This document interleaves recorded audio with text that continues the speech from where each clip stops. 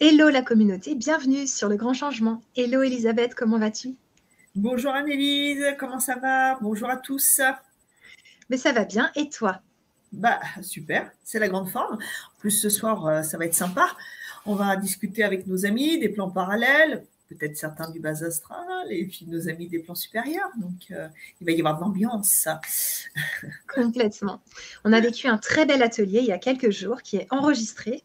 Et là, on vous propose 3 ateliers. Et aujourd'hui, on va communiquer avec un proche décédé. Ça peut être aussi un animal, on a dit, Tout à qui on fait. veut. Tout à fait, hein, les animaux aussi, hein, tous ceux qui ont accompagné notre vie, nos chers compagnons de fortune et d'infortune hein, aussi. Hein. Donc voilà, ils sont là, ils sont aussi omniprésents. Pour ceux qui ne sont pas réincarnés, hein, bien sûr, pour pouvoir voilà, nous donner des indices, voir s'ils sont, voilà, s'ils sont montés ou pas, et s'ils sont réincarnés. C'est surtout ça. Super. Alors, on a déjà plein de personnes qui sont avec nous. Manuel, bonsoir. Siana, Gilou, Patricia, il y a plein de monde. Alors, ce qui va nous intéresser aussi, donc moi j'accompagne des personnes hypersensibles. Et toi, Elisabeth, que fais-tu dans ta vie? Alors, qu'est-ce que je fais? Donc, moi, je suis déjà, dans un premier temps, je suis passeuse d'âme. Donc, mon travail consiste à, quand on vient me voir en consultation, faire un délestage d'entités, des âmes qui sont collées sur vous, qui vous empêchent de vous réaliser, mais également qui vous tirent vers le bas, qui peuvent déclencher des problématiques de santé, psychologiques aussi, et puis accentuer un schéma émotionnel qui tire vers le bas. Donc, encore une fois, qui nous empêche d'être heureux, hein, de brouiller nos fréquences. Hein. Donc, tout ça, c'est très problématique. Alors, moi, c'est ce que je fais donc en consultation. Je vous rééquilibre, bien sûr, énergétiquement, hein, une fois que c'est fait. Et puis après, qu'est-ce qu'il y a? Il y a la phénoménologie. Donc, je vous reçois en séance phénoménologie. Ça veut dire que si vous vivez des événements paranormaux, ou que vous en avez vécu, que vous avez besoin, envie de les partager, euh, bah, à quelqu'un qui sait de quoi ça traite et qui est une oreille, une écoute active et bienveillante, eh bien, voilà, vous pouvez le faire lors de ces séances. Et puis également, si vous avez des proches, comme ce soir, hein, qui sont décédés depuis peu, depuis longtemps, faire en conséquence pour pouvoir rentrer en communication, donc le cas échéant. Donc ça va être pour la phénoménologie. Après, il va y avoir l'harmonisation et protection des lieux de vie, entre autres. Hein. Ça peut être aussi lieux professionnels, maisons de famille, enfin voilà. Et puis, justement, pour pouvoir assainir les lieux, donc dans la dimension géobiologique, mais également dans la dimension paragéobiologique, tout ce qui va être de charge émotionnelle de la structure, et bien sûr les phénomènes paranormaux, encore une fois, hein, ce qu'on appelle communément les maisons hantées, mais ce ne sont pas que des manoirs anglais ou des maisons abandonnées dans certains villages. Ce sont des phénomènes qui se produisent partout sur la planète, que ce soit en pleine ville ou en race campagne. Hein, c'est pareil. Donc voilà. Ça va être pour le travail que je fais par rapport à mes patients. Après, je crée des formations. Je réalise donc des formations pour l'autonomie du soi.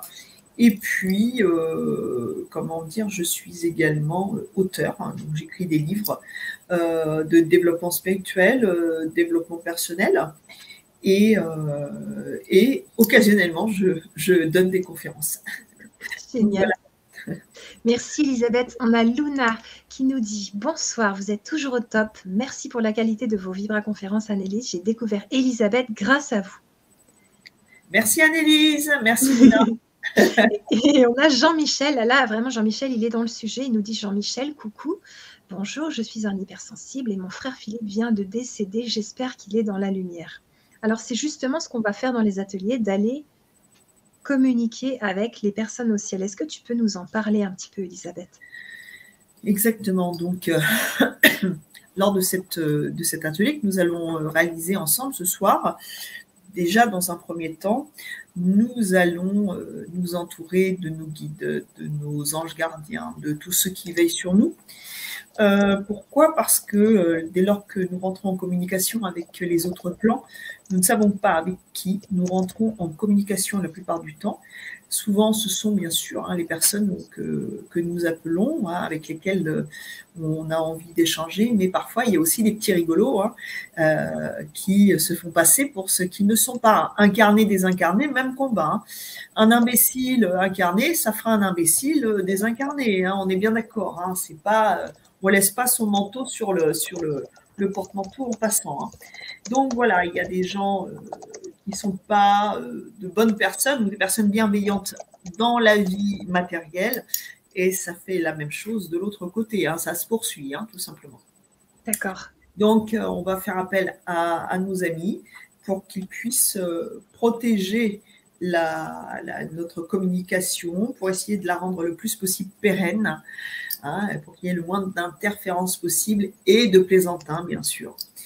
Et donc ça va être une première chose. Et puis après, qu'est-ce qu'on va faire?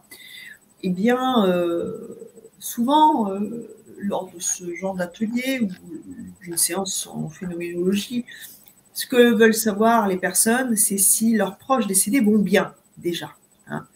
Ça, c'est une première chose. Savoir également où ils se situent, sur quel plan. Là, on entendait, est-ce qu'il est monté dans la lumière? Peut-être, peut-être pas. Et sinon, où est-ce qu'il est?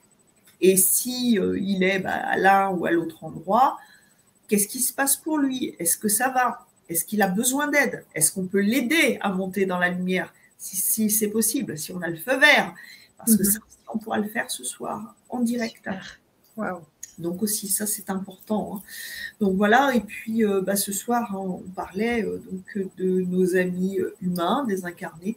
Il y aura également nos amis animaux désincarnés. On peut faire la même chose, avoir donc ce contact.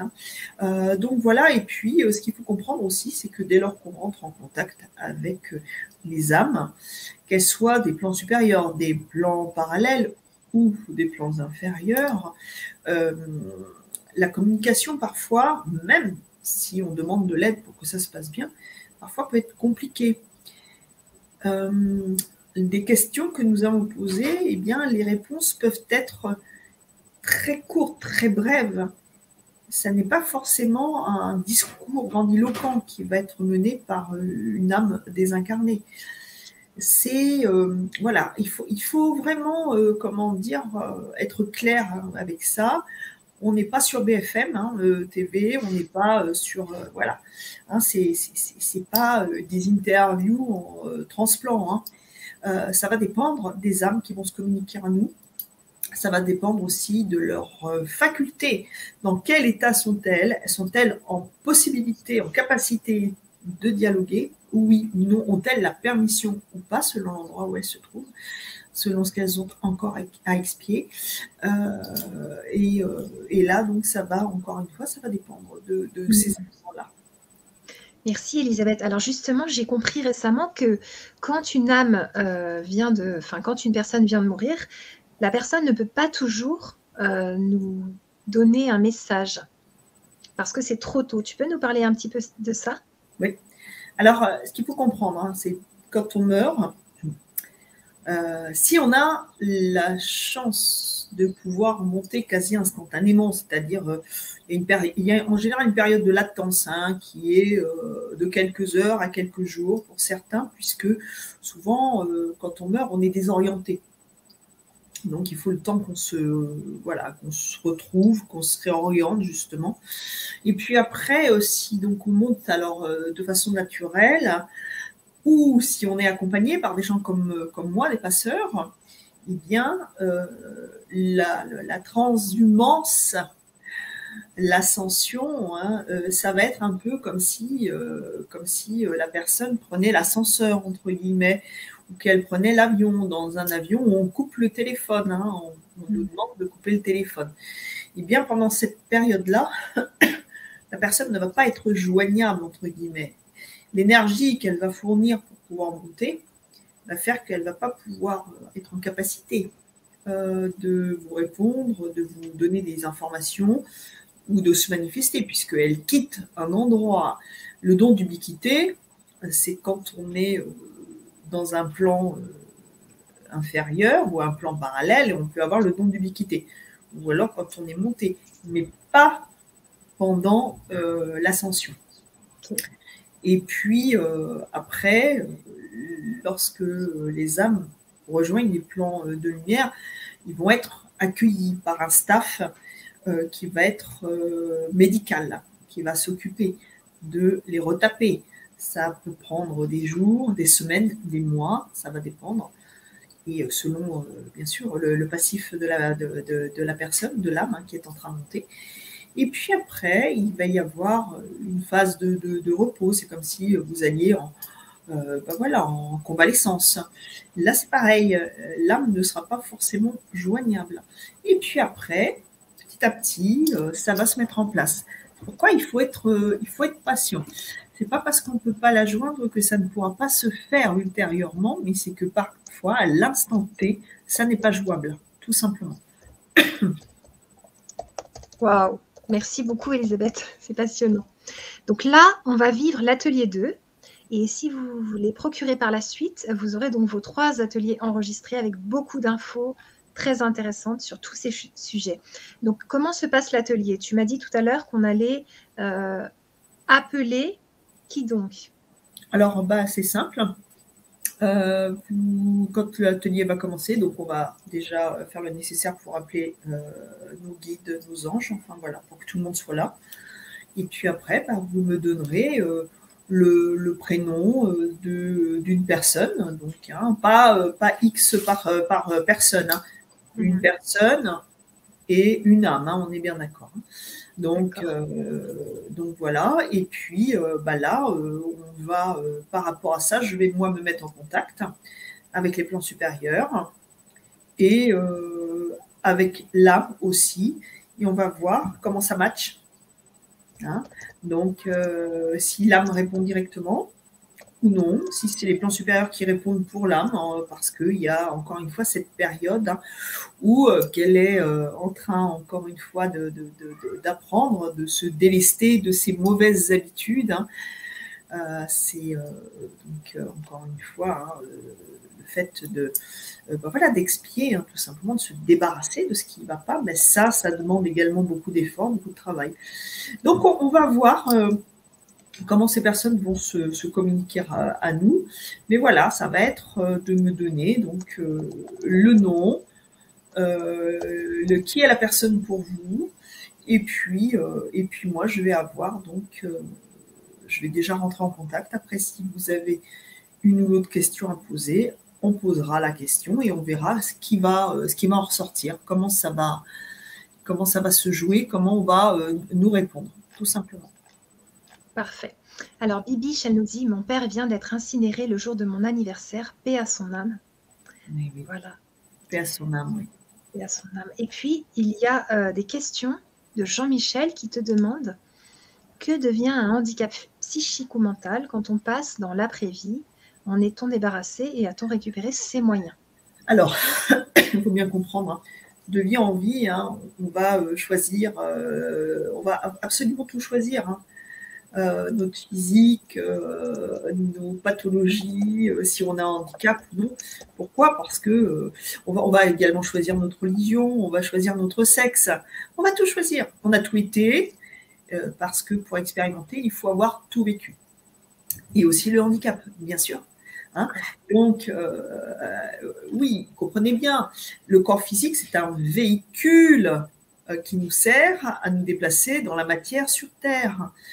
Quand on quitte le corps, une fois que le corps est mort, c'est l'âme qui se décolle du corps. L'âme n'a pas besoin d'un fauteuil pour se déplacer.